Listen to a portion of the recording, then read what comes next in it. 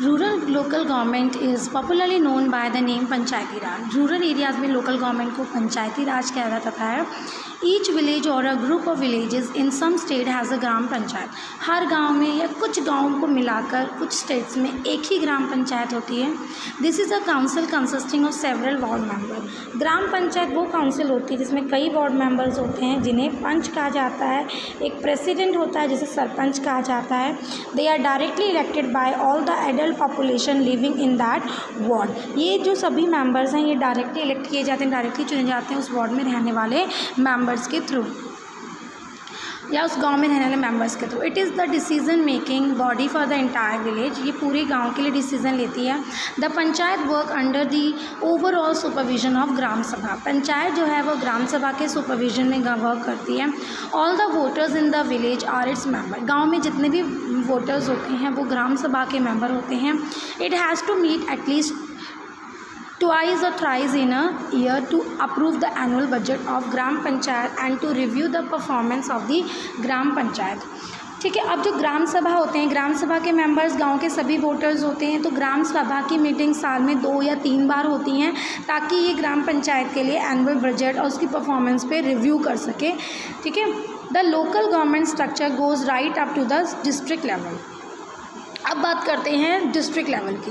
A few gram panchayat group together to form what is usually called a panchayat samiti. कुछ गांव की पंचायत, कुछ ग्राम पंचायत को मिलाकर पंचायत समिति, ब्लॉक या मंडल समिति बनाई जाती है।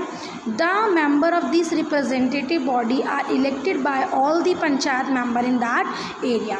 अब जो ग्राम पंचायत समिति होती है उसके मेंबर्स को कौन चुनता है?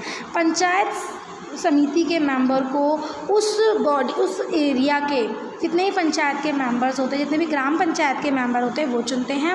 ऑल द पंचायत समितिज और mandal in a district together constitute of zila parishad. और इससे आगे जब बजट की क्या बनती है? जिला परिषद बनता है।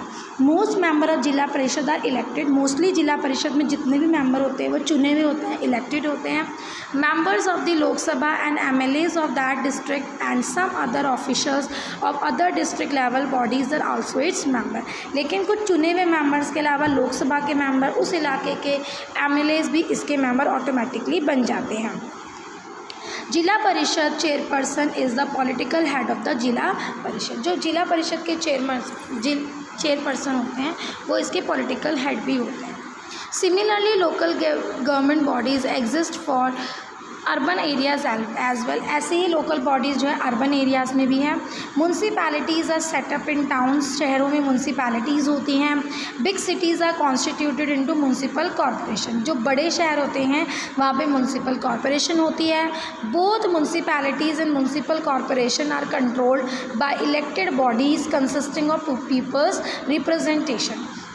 सभी म्यूनसिपैलिटीज़, म्यूनसिपल कॉरपोरेशन जो है वो इलेक्टेड बॉडीज़ होती है, जनता जो अपने प्रतिनिधियों को चुनती है। Municipal chairperson is the political head of the municipality. Municipality का जो पॉलिटिकल हेड होता है वो म्यूनसिपल चेयरपर्सन होता है। और म्यूनसिपल कॉरपोरेशन में इसको जो है मेयर भी कहा जाता है। In a municipal corporation such an officer is called the mayor. This new system of local government is the largest experiment in democracy conducted anywhere in the world. ये जो लोकल गवर्नमेंट में India में जो इतना बड़े level पर experiment किया गया ये पूरे वर्ल्ड के किसी भी डेमोक्रेसी में नहीं किया गया। There are now about 36 lakh elected representatives in the panchayat and municipalities etcetera. इस समय पंचायत और म्यूनसिपैलिटीज़ में 36 लाख इलेक्टेड रिप्रेजेंटेटिव्स हैं ऑल ओवर द कंट्री, पूरे इंडिया में। This number is bigger than the population of many countries. और 36 लाख इलेक्टेड रिप्रेजेंटेटिव्स पंचायत और municipalities में, इतनी तो वर्ल्ड के कई देशों की पॉपुलेशन भी नहीं है। Constitutional status for local government has help to deepen democracy in our country. जब 1992 में चेंजेस किए गए, संविधान में सुधार किया गया, उसके बाद से जो हमारी लोकल गवर्नमेंट है वो काफ़ी मजबूत हुई है। उसने डेमोक्रेसी के नींव को और मजबूत किया है।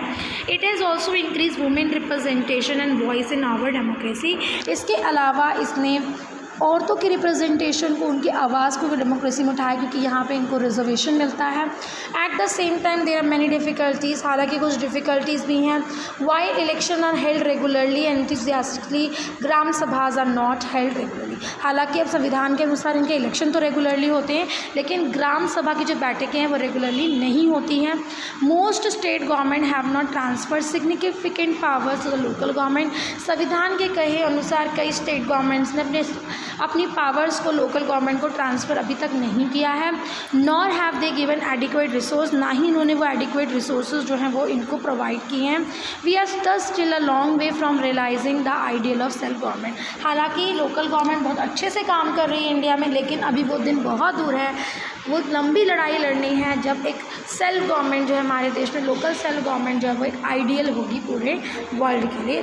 कुछ अच्छी चीज़ें भी हुई हैं तो कुछ इसमें कमियां भी हैं, तो उन कमियों को सुधारने की ज़रूरत है। So student, the chapter is finished. Today's homework is to read the complete chapter, make notes and try to do this exercise in by your own. खुद करने की कोशिश करेंगे, इस एक्सरसाइज को खुद करेंगे और फिर हम इसमें से कुछ क्वेश्चन आंसर्स को कल करेंगे, ठीक है। और जो भी आपको टॉपिक को जो नहीं समझ में आया हो वो आप मुझसे पूछ सकते हैं।